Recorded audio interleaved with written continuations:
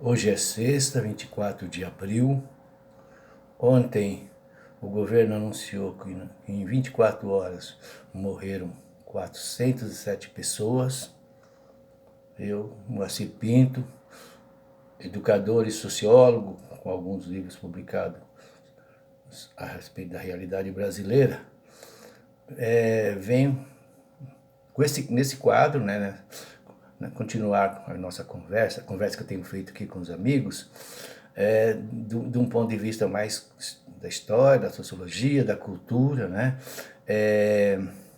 a respeito dessa batalha que nós estamos, ou desse ataque que a gente está sofrendo pelo coronavírus, Quando a gente... que é uma doença que tem gente tratando de formas diferentes, então por isso eu queria, até pelo tipo de contribuição que eu posso dar, eu queria começar a fala de hoje tratando da questão da vida em sociedade e das culturas e mentalidades, do jeito que a gente enxerga o mundo, Então, porque, por exemplo, se você pega uma comunidade indígena, você vê que a gente não fala sociedade, uma comunidade indígena,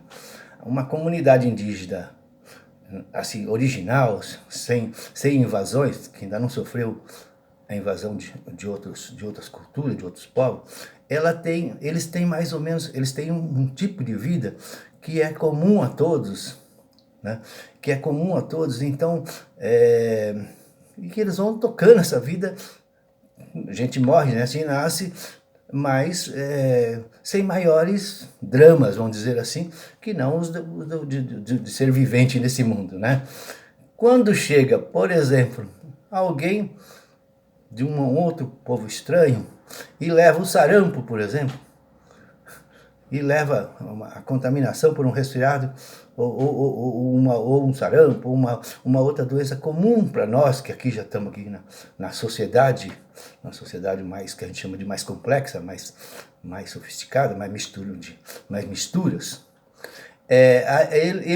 Nossa, aquilo ali é um de risco, que nem diziam o caipira, É um de risco, aquilo ali é um estrago, acaba com a tribo inteira, Então, eu estou falando isso como um exemplo, até é interessante que quando eu pensei em falar esse exemplo para vocês, eu me lembrei o seguinte: eu tenho um amigo querido que tem 2 livros publicados sobre a favela onde ele mora, aqui em São José dos Campos, e ele não aceita a ideia, que é uma coisa meio que a TV Globo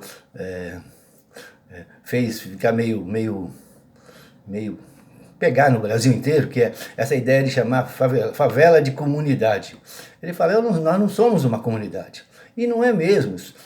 Como sociólogo eu falo que ele tem razão.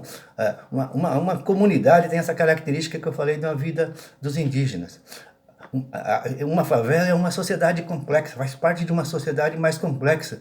Ali entra de tudo, tem comércio, tem venda de mão de obra, tem tráfico, tem compra de carro, um trabalho, é uma vida urbana igual com as suas características particulares, mas que está inserida dentro de uma sociedade mais complexa, E assim eu acho essas coisas assim, você chamar de comunidade em respeito, não, você não está respeitando, você respeitaria, acho que tem outras maneiras de respeitar as pessoas que vivem em condições que mereceriam melhor tratamento, etc. Então, ainda esse respeito, continuando essa questão de valor, de mentalidade, de enxergar e de perceber como funciona a sociedade, porque se você é daqueles que fala assim, olha, não adianta, eu não mudo, eu sempre fui assim, primeiro que não é verdade, não, primeiro que não é verdade, a gente muda sim. Mas a pior mudança, o pior jeito de mudar é mudar sem querer, é mudar sendo forçado, Ontem ainda eu saí à tarde, no meio da tarde com sol, eu e minha neta combinamos um encontro no meu portão e fizemos uma caminhadinha de meia hora, ela tem 12 anos, fizemos uma caminhadinha de meia hora para botar a vida em dia, vamos dizer assim, o papo em dia. E ela me falou, vô, Assim, quando conversa uma coisa, conversa outra, e ela tá tendo aula à distância. Ela está tendo aula à distância. Então ela estava me falando o que, que era essa experiência. Depois eu fiquei rindo, né? Eu falei assim, tem gente desses que sabem tudo, que vão, então aqui às vezes na internet ou na televisão falando, não, temos que se acostumar com essa nova realidade, depois do coronavírus, o mundo não vai ser o mesmo. Então, por exemplo, temos que se acostumar com a educação à distância. Então já estamos dando de barato que nós já perdemos essa guerra, já estamos dando de barato que a gente vai continuar nessa vida besta. A minha neta não está enxergando assim. Tanto é que ela me falou uma coisa, vai ser filósofo assim, lá adiante, a minha netinha. Ela falou o seguinte, vô, sabe como é que eu estou enxergando essa coisa? Para mim, isso é um tempo de chuva. Essas três últimas semanas choveram direto. Ela falou, choveu direto? Tipo assim, mas eu sei que é ruim ficar em casa com chuva o tempo todo, mas eu sei que a chuva, nós precisamos da chuva. Tipo assim, o que a gente precisa é plantar, né? Essa chuva está preparando a terra para a gente plantar. Então a gente tem que plantar. Então não é essa coisa de falar assim, ó, quando acabar o coronavírus, o mundo vai ser outro. Aí, então, ó, hoje acabou o coronavírus, amanhã, então vamos sentar aqui todo mundo e falar, agora como é que vai ser daqui para frente? Não é. Nós estamos num processo. A coisa está andando, o carro está andando. E quem não sabe trocar o pneu com o carro andando, aliás, quem não faz as suas revisões, quem não dá uma olhada para trás, não dá uma olhada e fala, pô, qual é, não tá certo. Eu moro numa favela e pertenço a uma comunidade que a igreja que eu frequento fica fechada, tem grade e é fechada para os carros entrar. E o povo não pode entrar todo dia, toda hora. Ou acontece como aconteceu, eu vi acontecer numa comunidade em Ubatuba, uma comunidade de quilombola que eu vi em Ubatuba, uma menina negra de 14, 15 anos, aprendendo a cultura dela, aprendendo os cantos e as danças do passado, do seu passado ancestral, do seu passado como descendente de negra, afrodescendente. E aí o pastor dela a proibiu de... Ela estava sendo protagonista da sua história, ela estava fazendo história, ela estava feliz porque ela estava interagindo com as outras crianças, com uma certa liderança, e ela tinha, como diz um amigo meu, dedos para o piano, ela tinha jeito para coisa, né? Ela tinha jeito para coisa, então ela estava indo fazendo aquilo com muito jeito, com muita graça, né? Na graça da sua idade, né? E aí o pastor a proibiu de seguir. Veja bem, tá certo isso? Não tá. Não tá certo isso. Não tá certo isso. E isso precisa ser percebido. Precisa ser percebido. Da mesma forma, então aí a gente até ligando as outras... Nós tivemos a AIDS. Quando nós tivemos a AIDS, tivemos dificuldade com a AIDS, porque tinha gente, quando a gente entendeu que precisava ter camisinha, a educação saiu à frente, né? A educação fez um trabalho, né? Um trabalho de educação via escolas, via postinho médico, via organização de comunidades que tratavam de pastoral de saúde, etc., ensinando as pessoas. Aí de repente vem gente, por causa da sua crença, por causa do seu jeito de ver o mundo, falar que não pode usar camisinha, que Deus não permite, isso é contra as leis de Deus. Faça-me um favor, né, gente? Faça-me um favor. Isso é assim, eu falei no segundo encontro, na segunda fala minha aqui, do presidente. O presidente, ele trabalha com o presidente Bolsonaro, ele trabalha com esses conceitos, com essas ideias, do senso comum que a gente fala. A pior coisa que tem, a gente tem o que a gente chama de...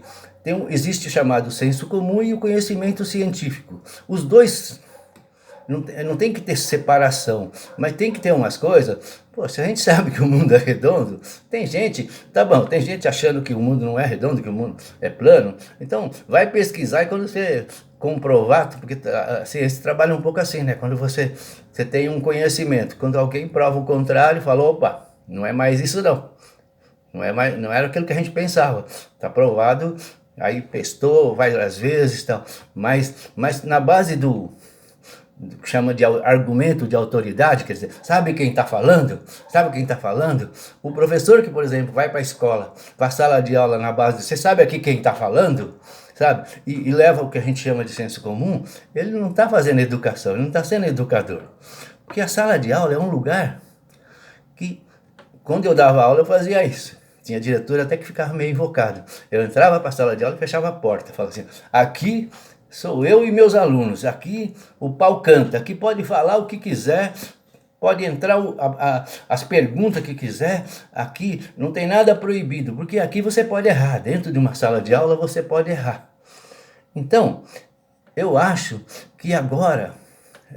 Então, eu estava dizendo ao presidente, o presidente está usando esse senso comum, essa coisa assim, até para ficar bem com certos setores. É lógico, eu sempre insisto nisso, tem o lado dos interesses de dinheiro, tem o lado dos interesses econômicos, porque na medida, a gente viu isso, quando foi criada o Bolsa Família, tinha gente que ficou muito bravo, porque tinha gente comendo o mesmo arroz que ele, ou tinha... senhoras bravas porque assim, comendo o mesmo arroz que dela. Ou estava brava porque já não podia mais contratar uma empregada doméstica por R$ 200, R$ 150. Eu vi isso no Nordeste, quando eu vivi no Nordeste. Né? Então, agora, o desafio de enfrentar essa pandemia, ele passa muito por esse valor, essa mentalidade, jeito de ver o mundo, de não ficar jogando a culpa em Deus ou falando assim, se Deus quiser, né? Esse dia um rapaz me falou assim, se eu tiver que morrer, eu morro. Falei, meu, não vem com essa conversinha, não, que você não tem essa coragem toda, você não quer morrer, não, fala a verdade. E outra coisa, não joga para Deus, não, porque você tem um Deus, outro não tem, e os Deus, não joga para, porque isso daí é desculpa barata, você tem que... O nosso reino, diz que tem religioso que fala que o reino não é meu reino, trabalha com a ideia de que meu reino é desse mundo, mas usam muito o reino de Deus para se beneficiar das coisas que acontecem aqui nesse mundo. E o inverso, né? Então, o inverso é esse de falar assim, como se falar assim, porque Deus quer, né?